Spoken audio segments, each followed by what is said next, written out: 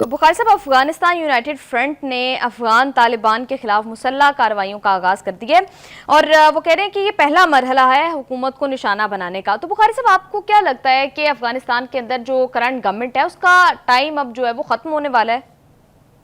خدا اپنے دام میں صیاد آ گیا. مجھے تو یہ سن کے خبر جو کہ اب حقائق پر مبنی ہے بہت ایک عجیب سی راحت محسوس ہو رہی ہے، اس لیے کہ ہم نے اتنی قربانیاں دی ان کے لیے، اتنا اپنا نقصان کرایا، ہم نے 80,000 کے قریب جانوں کا نذرانہ پیش کیا، 8 سے 10,000 تک ہماری فوج کے جوان جو ہیں وہ ان کی خاطر شہید ہوئے اور انہوں نے آ کے ہمارے ساتھ جو سلوک کیا اس کا اللہ تعالیٰ اوپر بیٹھ کے تو دیکھ رہا ہوتا ہے نا.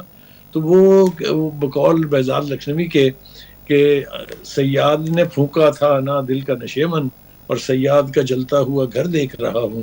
ہم نے کچھ نہیں کیا ہے. اب تو وہ ان کے اپنے ہی لوگ جو ہیں وہ ان کے مخالف ہو گئے ہیں اور یہ جنگ جو وہاں اب جس کا آغاز ہوا ہے یہ اپنے منطقی انجام تک پہنچے بغیر نہیں رکے گی.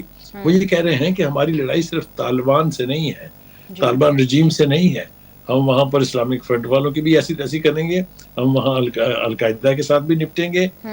اور مجھے یہ دکھائی دے رہا ہے کہ یہ قوتیں جو اس وقت برسر پیکار ہیں افغانستان کی رجیم کے خلاف، کابل رجیم کے خلاف، یہ ہر گزرتے دن کے ساتھ قوت پکڑتی جائیں گی. اس لیے کہ آج بھی اگر آپ ریئلسٹک جائزہ لیں تو افغان رجیم جو ہے it is restricted with in Kabul. Kabul کے باہر ان کا کہیں کوئی اختیار نہیں ہے، کہیں کوئی رٹ نہیں ہے ان کی. بخاری صاحب، تو یہ بات، یہ جو اس وقت لوگ سامنے ہیں، ان کی قیادت جو ہے وہ جنرل سمیع سادات کر رہے ہیں اور وہ سمیع سادات یہ کہتے ہیں کہ یہ تو مسلمان ہی نہیں ہے. وہ تو اب یہاں تک بات ہونے لگی ہے کہ ان کا اسلام سے کوئی تعلق نہیں ہے. اور دوسری بات وہ یہ کہہ رہے ہیں کہ ان سے ہم مذاکرات نہیں کریں گے. یہ ایک ہی زبان سمجھتے ہیں بندوق کی، اور ہم بندوق کی زبان میں ان سے بات کر کے افغانستان کو ان سے نجات دلائیں گے. ابھی یہ دو چیزیں جو میرے خیال سے بہت بڑا فیکٹر ہیں. ایک یہ کہ جو امیر متقی ٹائپ لوگ ہیں جنہوں نے جا کے ڈی این اے جوڑ لیا اپنا ہندوستان سے اور ہندوستان کی بی جے پی اور آر ایس ایس سے، یہ وہ لوگ ہیں جو اسلام کے قریب ہیں اور نہیں چاہتے کہ اسلام کے نام پر کوئی کھلواڑ کیا جائے. بخاری صاحب، معذرت کے ساتھ انٹرپٹ کر رہی ہوں. بخاری صاحب، آپ کو لگتا ہے کہ اگر افغانستان میں رجیم چینج ہو جاتا ہے تو اس سے پاکستان میں امن آ جائے گا؟ کیونکہ 2021 میں بھی ہم نے بڑا سیلیبریٹ کیا تھا کہ شاید اب پاکستان میں جو ہے وہ سیکیورٹی چیلنجز نہیں ہوں گے ویسٹرن بارڈر سے.